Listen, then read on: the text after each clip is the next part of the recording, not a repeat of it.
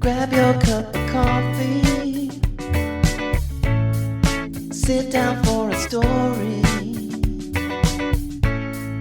Let's all go exploring. Making it after 40. Making it after 40. Making it after 40. Hi, friends. Thank you for joining me for this week's episode of Making It After 40. I am your host, Lisa Rodriguez. I am an actor and writer who is still trying to make it after the age of 40. On this show, we explore what it means to be an artist trying to make it as a middle-aged person. Today's guest is Stacey Carr, and Stacey is the first artist of her kind to be on this show, as Stacey is a development executive for unscripted programming. Stacey set out on her creative journey as an aspiring actor attending Occidental College, but before long, she found that development was where she wanted to put her creative energy. What's so awesome about Stacey is that she sets her sights on her dreams and makes them happen. And one particular dream was moving to London, which she made happen just before she turned 40. Stacey is super smart, super motivated, and super charismatic. I loved getting to know her, and I look forward to collaborating with her in the future. I said it, and so it shall be. Thank you all for tuning in, and enjoy the show. I am so excited to share our first sponsor, Rustic Winds. Based out of San Diego County, Rustic Winds is a family-owned and operated small business that produces handmade artisan soy candles and bath and body products. Rustic Winds uses IFRA-regulated and certified fragrances, and their products are palm-free, vegan, and made from organic oils. I love Rustic Winds products. Their custom blends of scents are incredibly delicious, and they are free of phthalates, sulfates, and parabens. It really doesn't get better than that. I personally have been trying to cut back on plastics, so I ditched my shower gel in that plastic bottle and switched to using their cold-processed bar soaps.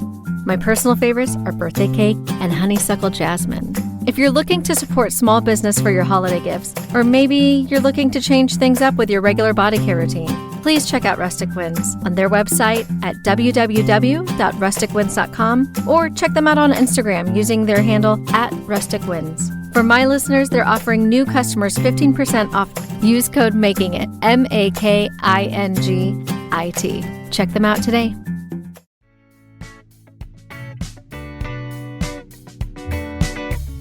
We're here. Well, I'm here. You've been here. I made it.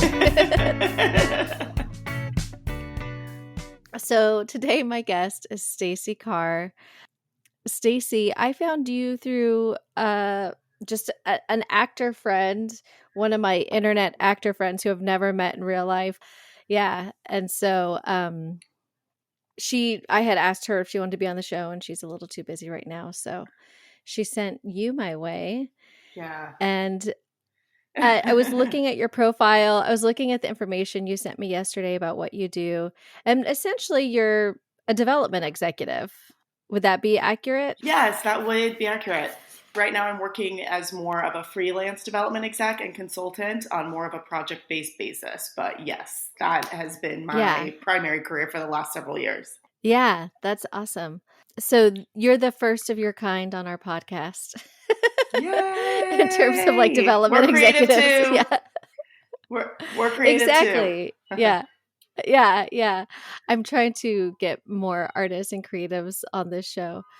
So I would love to hear how you came about pursuing this career. And I know you have a super interesting story because, as you shared with me in previous emails, you kind of took a leap basically like just before you turned 40 and decided that you're not going to wait for someone to give you permission to live out this dream that you've had to move across the pond to London, and you've made it happen. So, I mean, right there, that just shows that you're a badass and you're taking life by the reins.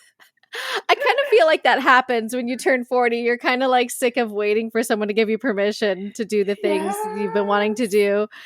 Exactly. And that's exactly what you've done. So I'd love to hear a little bit of background. Share with us your story. Sure. So should I start with how I became a development exec and then get into now? Yeah. Okay, great. Because I mean, like I'm sure, I know for me, I have no idea how you go about going that route. And I'm sure our audience is probably, yeah, how do you end up pursuing being a development executive?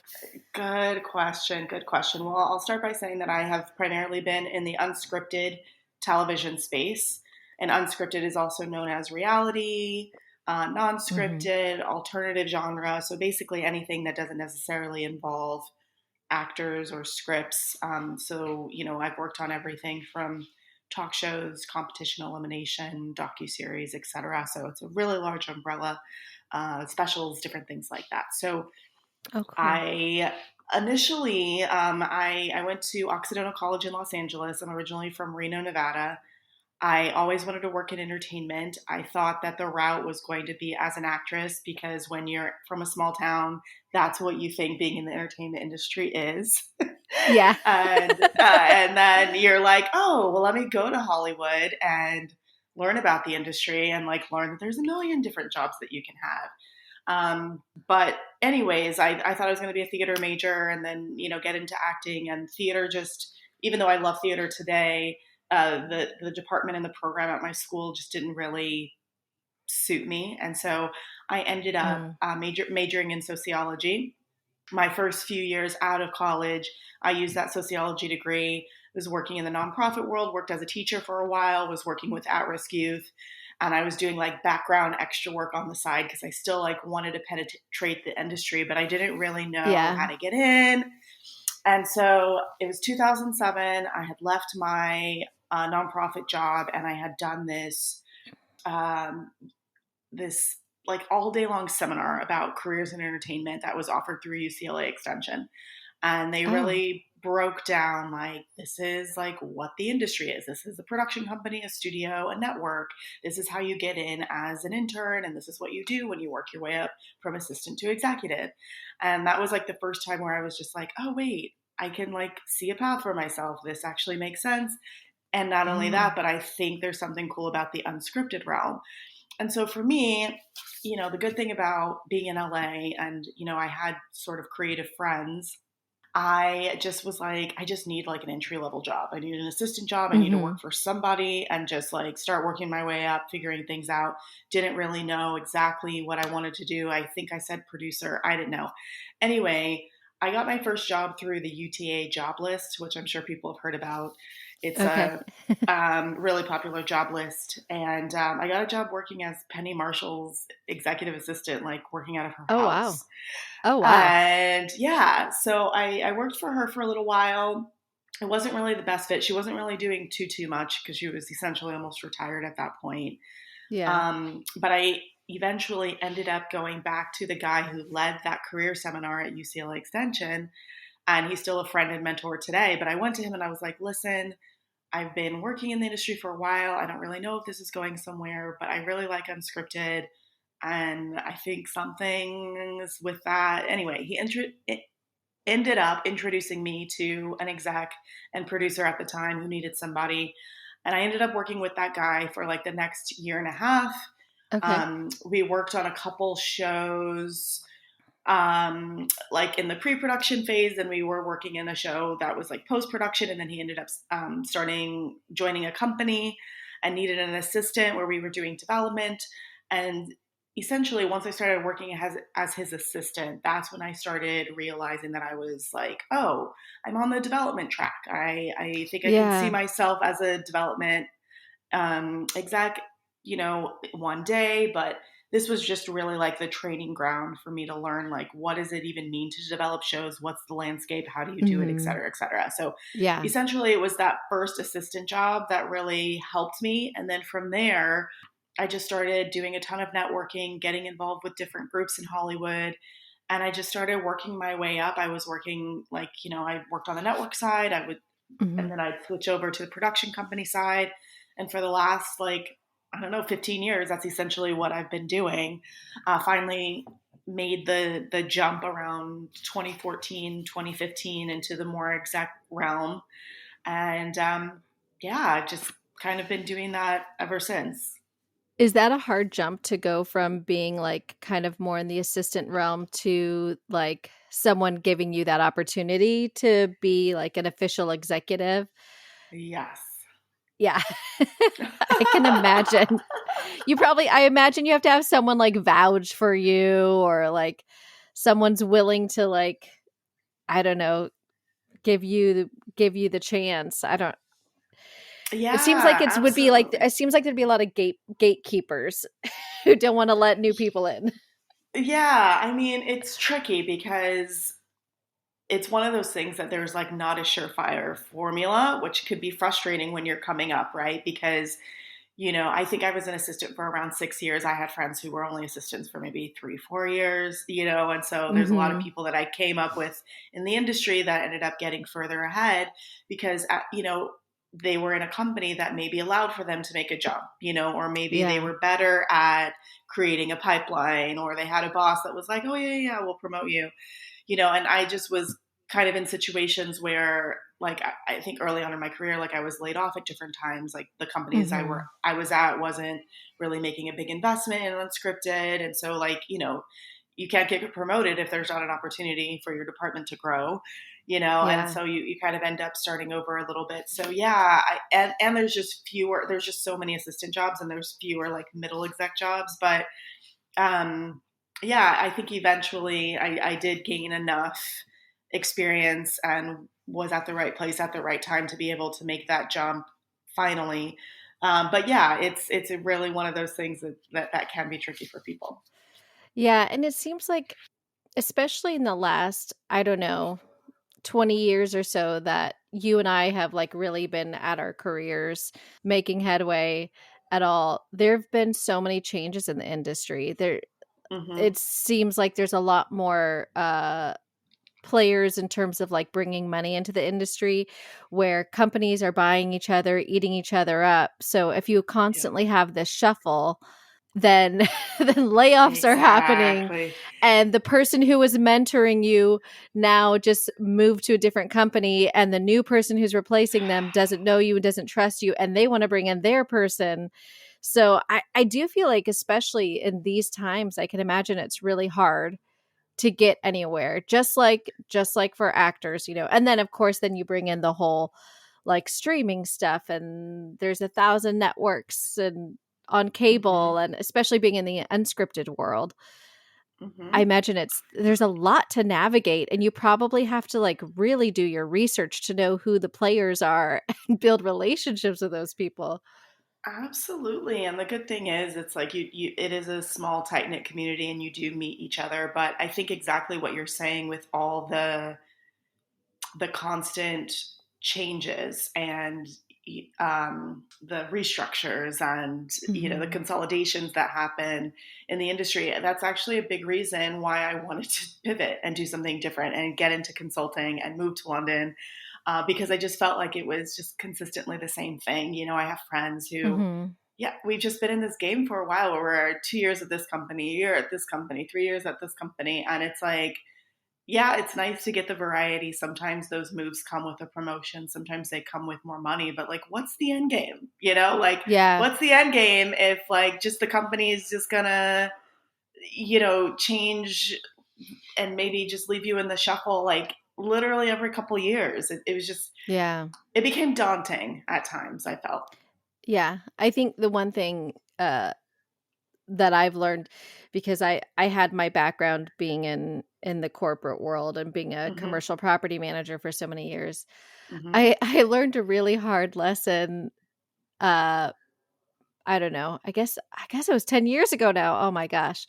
But the company that I had given like 10 years already of my work experience, they sold the building that I was at, and it was like, okay, good luck. Yeah. Yeah. Bye. They just Yeah. dropped me, and I couldn't it was that lesson where I was like, "But I've been so loyal to you guys. I've worked here. I've worked so hard." And I quickly Oh, realized that the corporate world is not going to take care of you. Lisa, they do These not care. companies, they do not care.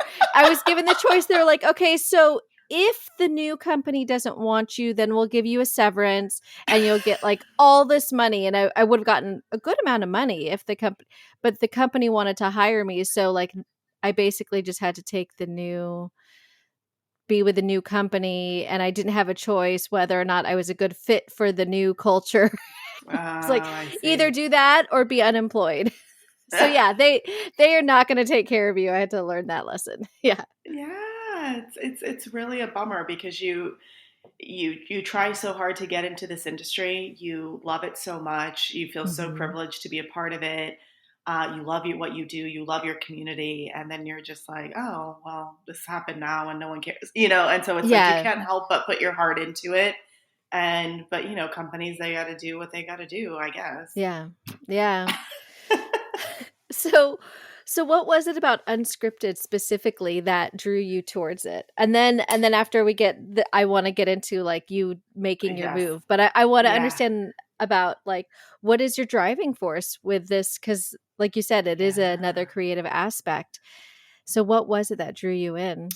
Yeah, well, what I loved about unscripted, well, I mentioned that I was a sociology major. I grew up in a Black family in a small town that wasn't super diverse, Reno, Nevada. And I always just have had a heart for representation and Mm, for, that kid growing up anywhere to feel like they could see themselves on TV or yeah. to feel represented in some way, or maybe that person's like my family or this or that. And I felt like the unscripted realm was really ripe territory to be able to, you know, showcase everyday people. Yeah. And the genre was so vast. It also moved very quickly, which I really like. I think, scripted projects, like as beautiful as they can be, they take a long, long, long time to make. And Mhm. with unscripted, you could come up with an idea in January and have it on the air by the summer. Yeah. And it's just one of those things that can move quickly as you develop. Your ideas can get out there quickly. If something's not going to work, you can move on quickly. So I love the pace of it, but I loved how vast the genre was, and yeah, just the opportunity to work with everyday people. I think also my sociology background, having worked with, youth, I just I loved everyday. I love the everyday people aspect of it. I've worked in the Yeah. kids space a couple times at both Cartoon Network and Nickelodeon, and like nothing I loved more than was like helping to cast a kid's show. Like who are the Yeah. contestants? What kind of different families, different kids can we put on this show and like showcase their talents. And it just is really a joy to be able to do that. And so that was my favorite part, was just how vast the genre was. That's really neat. And I think unscripted gets a bad rap. It does. Yeah. And I hate that. Storytelling is storytelling, Lisa.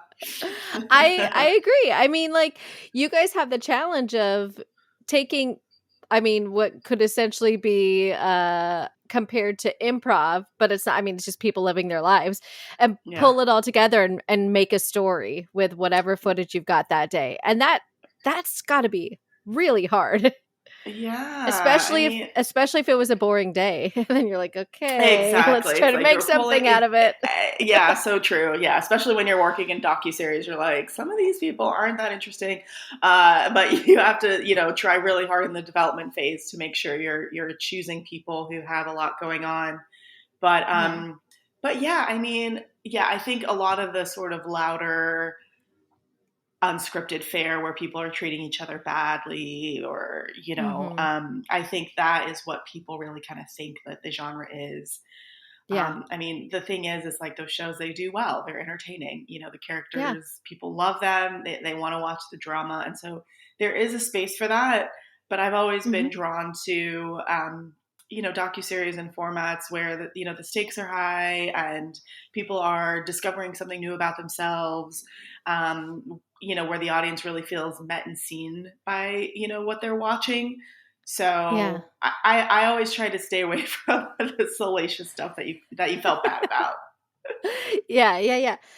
And but like you said, you the stuff that you're working on with the docuseries, I think that stuff is super important because it really Hmm. does bring people together. You're telling other people's stories. It's like with this podcast. Like I love to That's right. bring people on and tell people's stories, and then people feel connected That's right.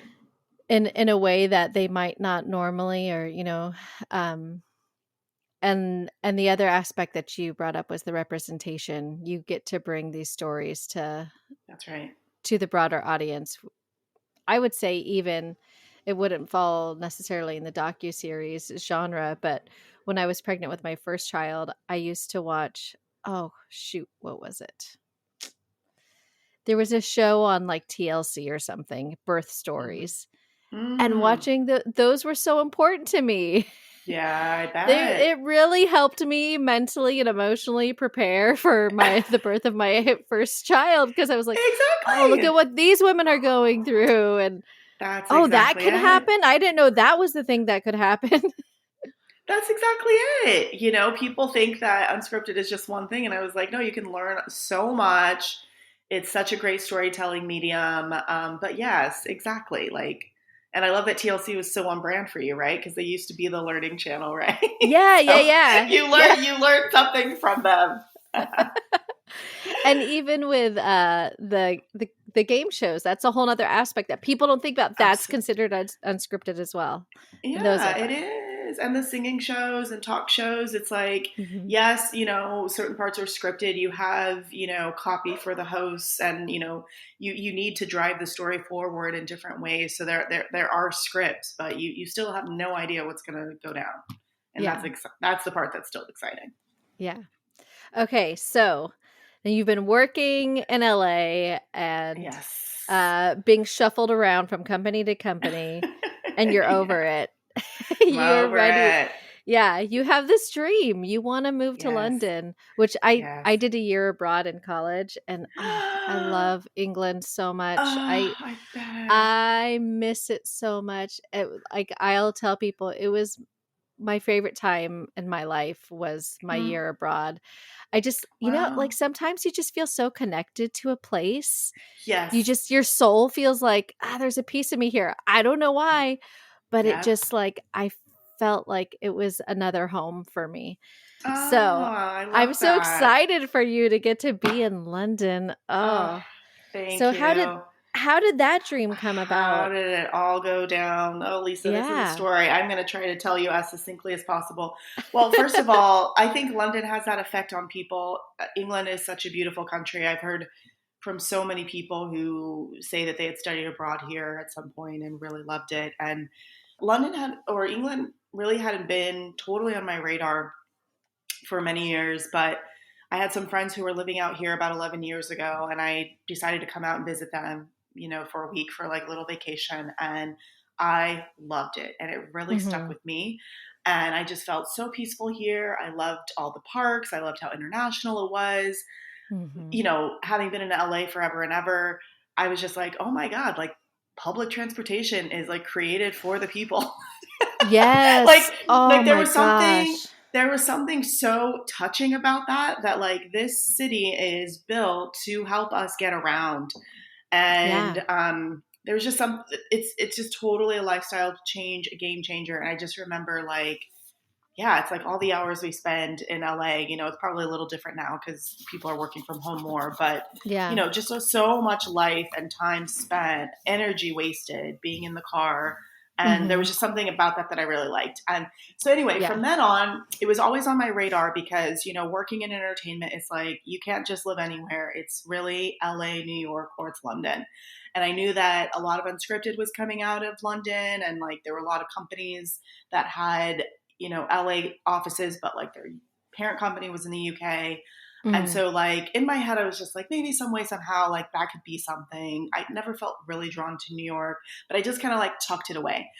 And about 6 years ago, I was working at Oprah Winfrey Network, which was my dream company at the time. And I was so happy to work there, but I was like, oh, wait, I haven't dreamt past this. Like, I'm not going to work here forever and Yeah. ever. Like, what do I want to do next?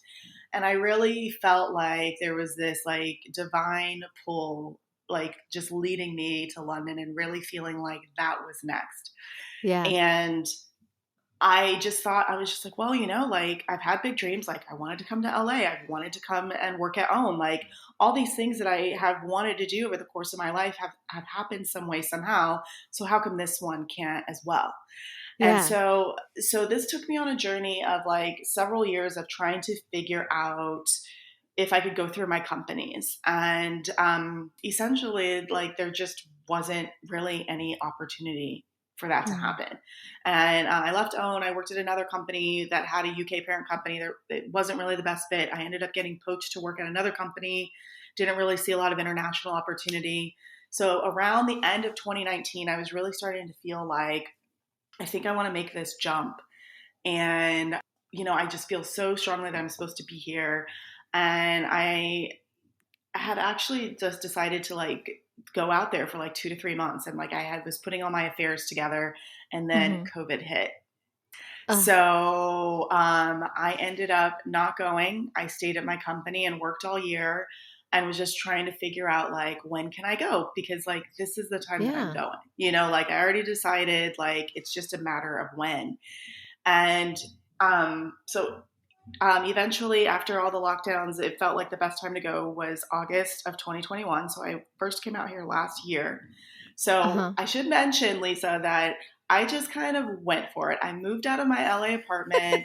I put my stuff in storage, and I didn't have my visa option squared away yet, because I needed what I thought at the time was that I needed a work visa, Uh-huh. with a sponsorship. And so I was just I'm going to go out there and just start building a life and doing something different and just network my butt off. Good thing there's a lot of overlap between the cities. So I had a Yeah. long list of friends of friends, personal and professional contacts, meet these people, meet these people. So I was just out here going crazy, meeting people, setting up life. I had started to I was doing a little bit of remote consulting with a New York based company at the time. So yeah, I was just trying to figure out what my option was. And so I had been out here probably around 7, 8 months. And when I realized that the project that I spearheaded and worked super hard on during COVID ended Uh-huh. up being nominated for an Emmy that qualified me for a global talent visa. That's amazing. Yeah, and I had overlooked this because I had looked at the visa years ago and put it out of my mind because I was like, oh yeah, that's not for me. But Yeah. I went back and read the details again, and I was like, this is actually my option. So so yeah, no problem. Yeah, so essentially I applied for that, applied for my visa, went back to the States this summer, finished up all of my immigration stuff, and officially settled here in end of August this year. So essentially it took me a year to figure Yeah. it all out and make it official. But I've been out here totally building a life, totally committed to the new thing. Yeah, so that's that story. I could tell you Yeah. more on the professional front because that has So been changed as well. yes, we're gonna get into that. So Yeah. what was the show that you got nominated for an Emmy with? Yeah, so the show is called Kid of the Year. I was at Okay. Nickelodeon. I was at Nickelodeon at the time, and we did the show in conjunction with Time Studios. So, Time Studios, it's Time Magazine's production arm, and as you know, Oh. they've done, they do Person of the Year and Time 100 and all these lists, but they hadn't done a Kid of the Year before. So we, developed and produced this special alongside them. It was supposed to be a new franchise for the network where we did a world or a nationwide search for kids who had been doing great things. Yeah. And yeah, so we had all these submissions, then we had a top 50, then we had a top 20, and then we featured the top 5 in the show. And then the Yeah. one was named, and then she was on the cover of Time Magazine, and it was really Yeah. awesome. Yeah, so Oh. yeah, Trevor Noah hosted it. It was a really special project. They ended up doing a season 2. I don't know if they're going to be doing any more, but Yeah. yeah, it was a really, really cool project. That's really neat. That and how fortunate that you had done that project, which ended up Yes, leading to you being able to stay yes. and pursue this work that you're doing now. And I looked at the article that you sent me about the project that you're currently working on. Mm, Um, that is so exciting. I love that you're getting to do this collaboration between the UK and the US yes, and helping develop folks who are underrepresented. yes. I'm so glad that the industry has taken a huge turn in that regard, and I hope it continues. Yeah, me too. I hope it keeps going down this path because I think just in terms of the stories that are being put out there. And Mm-hmm. of course, like most of my reference points are the scripted world, Mm-hmm. but there's so many TV shows coming out right now Mm-hmm. that are changing television Mm-hmm. and changing the faces that we see on television. Mm-hmm. Even, like, this is such a minor thing, but the new season of White Lotus is out, Mm. and Aubrey Plaza is in it, and I Mm-hmm. don't know the actor who plays her husband on the show. But one of the things they talk about is, like, they're there with a couple who's a white couple, and they're like, oh well, we're their white passing friends. And Mm. I've never realized that Aubrey Plaza is Puerto Rican. Mm-hmm.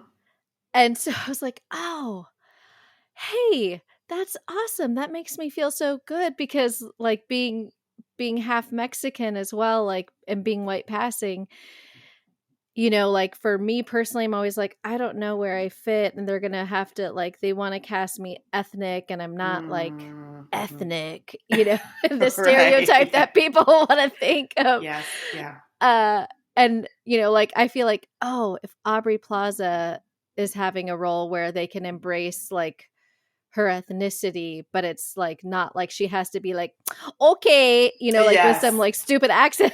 And of course, Exactly. she's Aubrey Plaza. She has, like, a huge career. But my point being, it's just the seeing that the industry is okay with, like, understanding diversity is multifaceted. Yes. It's still a journey that we're on. And I think I'm particularly interested in the nuance that you just described, right? And Yeah. that, Yeah. like, she's essentially playing herself, and, like, Yeah. she's just a normal person, Yeah. who is half Puerto Rican and she's on vacation. Yes. Yeah. Yeah. Guess what? It's Yeah. not always deep. Yeah. Yeah. Sometimes it's just like, that's where I came from. And Yeah.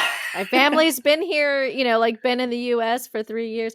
And I wonder, like, in terms of, like, being international as well, like, I think it's very different in different countries, like, Mm-hmm, the diversity component and the representation. mm-hmm, I think, I don't know, because I don't know, the US has a weird relationship with diversity mm-hmm.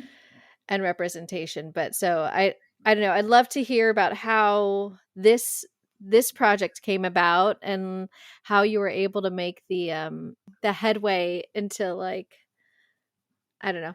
I don't know what I'm saying. I would love for you to talk about this new project. Sure. The new Yeah. project and just the different things that I'm doing. So I'll give a little, like just top line of how I pivoted a little bit, and then kind of how this project came to be, so that there's more context. So I've Yeah. primarily been a development exec, but while I was preparing to move, I needed the flexibility. And as I mentioned, I was starting to get jaded by, the industry anyways. And, like, is there a way to do this different? So I started to work more one-on-one with either smaller companies or individuals who had show ideas that they either needed to prepare for the partnership or pitch phase. And I was helping them with in-depth Mm-hmm. feedback in terms of, this is what a network exec might ask of you. This is how you need your materials to look, helping them with even preliminary ideation.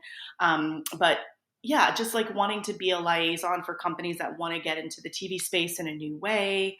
And then since I've been in the UK, it's like, okay, so, you mentioned there's so much possibility in terms of platforms now, like, they are consolidating, Yeah. but there's just so many ways to get out content. And I think the UK is still very interested in selling to the US, just because there's a lot of opportunity. So for me, I've been wanting to be someone that can come in as a consultant and help them with their development slates and their projects, and make sure that they're getting the sensibility right. They're getting that in-depth feedback, so that they're not just going in with, like, what they think Americans want, but you have an actual American and African American who has worked in the industry and lived, in the United States their whole life, and can come in and speak to all these things from all these different areas. So I've been doing more of that stuff. So for me, I've just been trying to figure out what are unique ways to be a bridge between the US and the UK market. So Yeah. one of the ways that I was so lucky to be able to try to do that is there's an organization out here called the Independent Film Trust. There's a number of organizations that really help to mentor and train up-and-coming creatives in the industry, underrepresented people.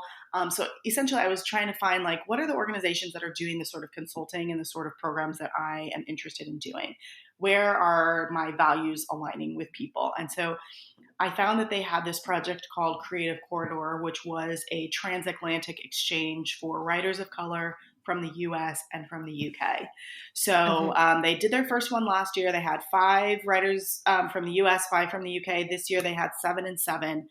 And essentially they do like a 4-month, like just, professional development exchange of information, learning about both markets. They do in-depth work on their pitches and their scripts. And the goal is for them to either get hooked up with an agent or a manager by the end, or get their project set up with a company. So when I heard about that, I was like, that sounds really cool. Like, that's totally the sort of project that I would want to do. I know all these people in the United States that I feel like would want to be a part of this. Can I help with master classes and putting the events together and doing whatever it is, blah, blah, blah. So I kind of came alongside them as their sort of US based or US transplant liaison to help them sort of curate that program. And so that part's been really exciting. It's also been good for me being in the unscripted side to get more in the unscripted side and learn more about the landscape for writers. And it's just been a really, really cool process. And so I'm hoping to be able to do more things like that as the years go on. Yeah. I like, you're uniquely developed for this. I don't know if that's the right word. Yeah. But like all your skill set. I think it's really interesting how we go about our lives and we're developing all these skills and we're having all these experiences. And then when it comes together in a project like this, it's like, oh, yeah, wow, there's nobody else who like is in exactly this situation. That's I right. am the perfect person for this. It's almost like your whole life was leading up to this big, Yes, exactly. And so more and more I'm just like, what are those opportunities? Like who, like, and so it's kind of cool right now because in the UK, there's more of a freelance and sort of consultant culture than the States anyway. Like there's just less exec jobs here. And so for me, I'm just like, okay, that's kind of cool right now because this would allow me to maybe work with a few different companies. I'm just seeing like, what do people need right now? Who am I perfect for? Where does this experience make sense so that I can help you achieve your goals? So that's been the exciting part of this whole pivot and move. Yeah. And then in terms of with this specific project, was it still in the unscripted world, or was this like the writers were for scripted stuff? Oh, they were totally for scripted stuff. Like this whole organization primarily deals with writers and in the scripted space. So yes, there wasn't really any unscripted component, but I have been talking to some of the leaders in the organization about potentially creating one for the unscripted realm. So that's something that I'm super interested in doing, something similar. But yes, it was specifically for writers. Yeah. And then so now that you're there and you're making these headways and you've like gotten to be a part of this big project, which has given you a name out there, I'm sure, and then also just like I'll say like a new name in a different area because now you're like spreading out into scripted as well as the unscripted. What do you kind of see as like your next steps in terms of pushing with your career? Like, what are you looking forward to as you continue with this freelancing and consulting? Good question, Lisa. I'm looking forward to being surprised. I think the thing that has been so great for making this big jump and take it and literally being forced to take it step by step by step and not being able to run ahead in any way, shape, or form. It's really just led me to be more open and to be more patient about my life and my career in general, in terms of this is who I am and this is my skill set and this is what I'm interested in. How can I partner with like-minded people and work on compelling content and lift up this next generation of creatives? I don't know the various ways that could look. I don't know if that could end up me working with a company full time and becoming a senior leader there. I don't know. Yeah. I don't know if that it will eventually lead to me having a full blown consultancy where this is what I do, like mega, with staff potentially.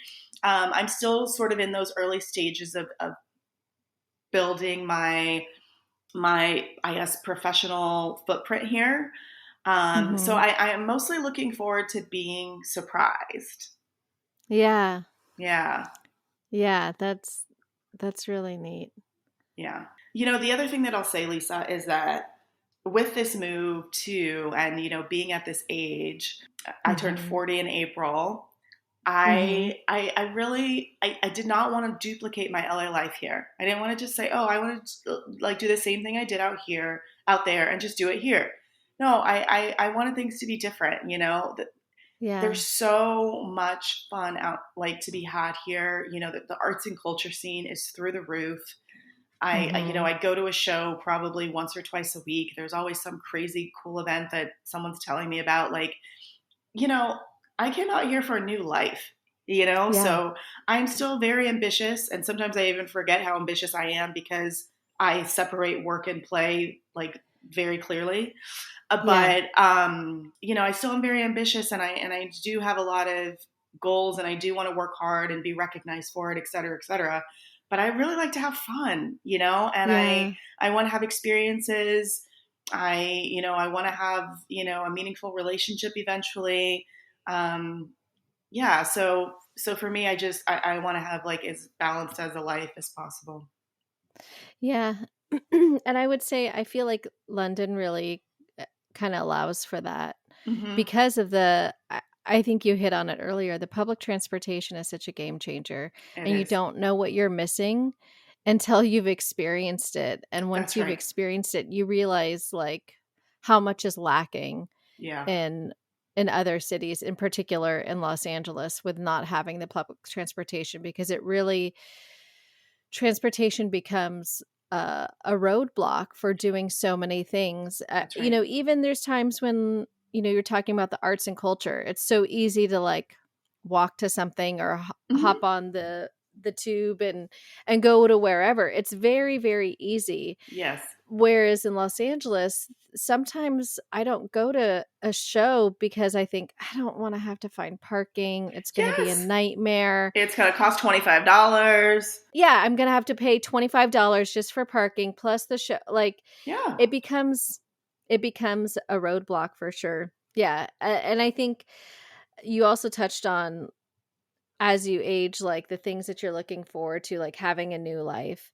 Yeah. I think one of the things that really started to shift for me once I turned 40 was that I stopped caring so much about like going places alone, in terms of like I'm going to meet people and like, I have a partner and I have a family, but when I'm going to like some networking event, they're not coming with me. That's and right. in the past I'd be so nervous, like, well, I need someone to come with me because otherwise who am I going to talk to? You get to, I think, at a certain age and you just kind of like get over that. You're like, well, I'm just going to make conversation with whoever's there. Absolutely. See what happens. Yeah. I love that you said that, Lisa. One thing that I did as a small sort of preparation for this move in London is about 5-6 years ago, I started going to more and more things alone. I would go to movies alone all the time. I started going to a couple concerts alone just because like I was really into like particular artists, but like, it's hard to like recruit a friend who may not have heard of that artist, but like I need to go no matter what. So I started to go on like little like weekend trips, or like even around the holidays, I would go on like small trips to Ojai, but I started training myself to be more and more comfortable being on my own, going to things that I enjoyed, going to restaurants, going to movies, all these things. Cause I was like, I know that like when I make that leap to London, like I want to be comfortable doing that. And so I'm so grateful that I did that because I got to a place where I still love being around people. But I enjoy my own company just as much as a friend's. And so I think it's a really important barrier to get over because it's like, yeah, you don't want to miss out on things, just Yeah. because, you're afraid to be on your own. And one thing that I've been learning, being new in town, I've just said yes to so many things. Yeah. And I meet friends everywhere I go, Yeah. and, I go to this event alone and I come away with more friends, more opportunities, more possibilities. So there is something that's exciting about that because, a lot of times we hide behind the familiar if we go with somebody. Yeah. Mhm.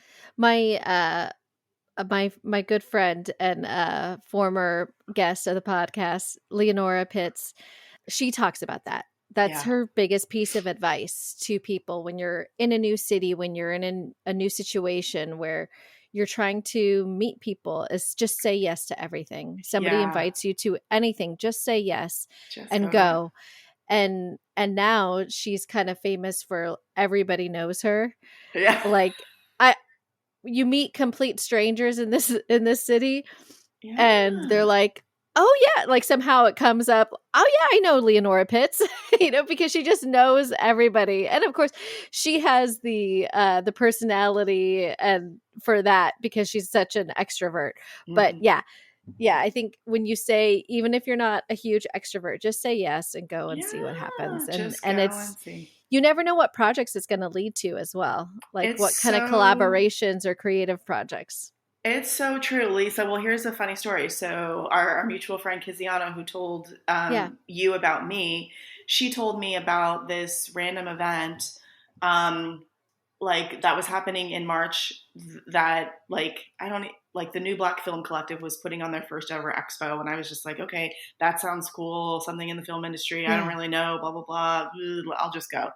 And turns Yeah. out she wasn't able to go, but she just thought I'd be interested. She sent it to me, and so I just went. I met a friend, a now friend, like immediately when I walked in, and that's when I met the Independent Film Trust that did Creative Corridor, Oh my and gosh. that's when I first heard about it, and that's where I first connected with them. And so I was just like, I'm Yeah. glad I showed up. Yeah. I'm Yeah. glad I showed up. It really does make a difference. I might It actually really have a does. connection for you too. I'm going to give you a name Ooh, after this. I have a please do. friend he's in England. He's not in London specifically, like he's in the suburbs. Okay. As I recall, I don't know, it's been so long since I've been there. But Okay. he has a production company out there, so it might be a good contact for you. Oh, yeah. I'd love to Yeah. chat with them. Yeah, for Yeah, yeah. sure. So I want to ask, I always ask this of my guests, what kind of advice would you have somebody who's coming up who wants to get into development? Mm-hmm. Um, Good. what would you be? What would be your biggest pieces of advice for them? My biggest pieces of advice are just, take your time. Take your It's hard for time. people to hear. Take your time. I It's know. so we all want to rush Yeah. into something, right? We all want to Yes. like have our dreams come true right now. Right. And I'm just seeing more and more and more that it's just not a sprint. It really is a marathon. And, I always tell people like, try to figure out, what your parameters are and what you want. And, if you're just starting out, like, I know a lot of people say just take any job, just take any job. And I just don't know if Hmm. that's always true. I think you need to check and see, are your values aligned with that company? Do you feel like they're going to work you to death? Like, do you feel like you can communicate with your Hmm. boss? Like, is this the kind of content that you want to do? Now, some people don't always know that at the beginning. I think if you're still trying to figure out what your genre is, that's fine. But I think like just make sure like you're going to feel good and be treated as a human being working for this company. And if you don't Yeah. think that you will, then you say no to it. Like you are not desperate. There's going to be something there for you. So that's what I always say. I was like, don't take, crappy jobs just because you feel like you have to. There's going to be something Yeah. else. And yeah, take your time. It really is like, I don't know about you, Lisa. I still feel really young. Hmm. We got plenty of years to work. Oh Okay. yeah. We have plenty of years to work. So, don't feel like you need like XYZ title or this, that, by this date, blah, blah, blah. Just make sure that you care about the work that you're doing. Yeah. Yeah. I still feel very young and I feel like, I mean, especially clearly I'm just getting started. Yeah. So it's just, like I've had a very full life in many respects and now I intend to use those experiences and those lessons to feed my art and feed this next stage of my life and my career. And I think it'll make the work richer. Mm-hmm.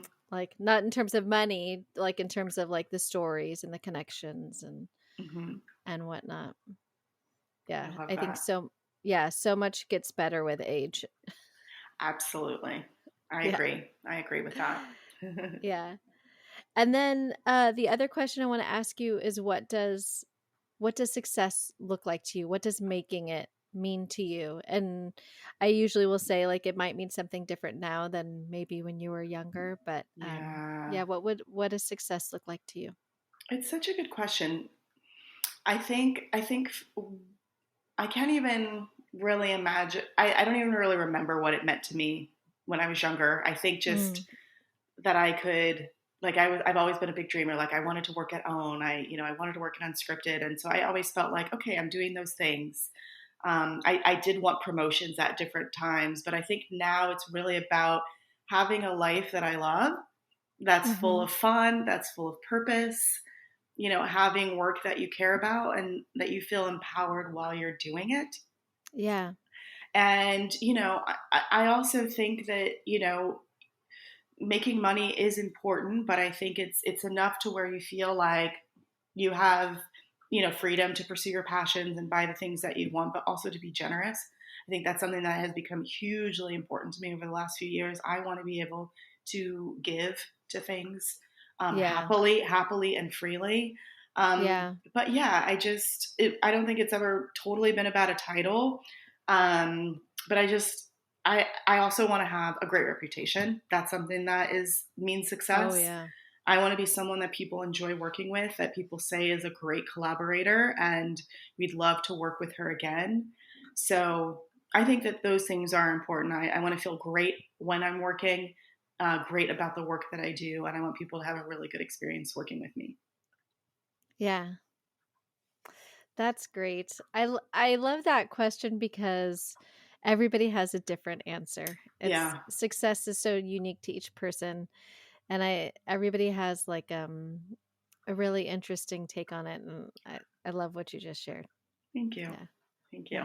Yeah. Do you think that as you continue to develop and collaborate and do your freelance work, do you think you're going to seek out more scripted stuff, or do you think you're going to still focus on unscripted, or maybe It's a it's a mix? it's a really good question. I think I'd be open to a mix. I think unscripted I still feel the most experienced in, and I feel like that is where I can offer the most to companies. Hmm. I still feel like I have quite a bit to learn in the scripted space, but I am open to that. I think there's Yeah. more of that happening in the UK. And so, yeah, I think if I can have the right collaborators and the right sort of mentors to help me with that, I think story is story, and so I think that Yeah. there's so much that I can bring as a storyteller, but also as a consumer who knows what's out there and knows a good story. I think that there is a lot that I can contribute to that medium as well. So yeah, it's not something that I am actively seeking out at the moment, but Hmm. I'll see what comes. But I think unscripted is still the primary way that I'm hoping to help people. Yeah, that's great. Oh, I have loved this conversation, and I love Likewise. that you're bringing the underrepresented to the forefront Yeah. and having the opportunity to tell the stories. I I love the work that you're doing, and I look forward to seeing what else you pull out of your hat. Thank you, Lisa. Me too. Me too. Thank you again for taking the time. I'm sorry My it took so pleasure. long for us to make this happen. It's no problem. I think I got sick in between our emails, and then I lost track of It's things. okay. It's So thank okay. you. Thank you for reaching out again My pleasure. and setting this up with me.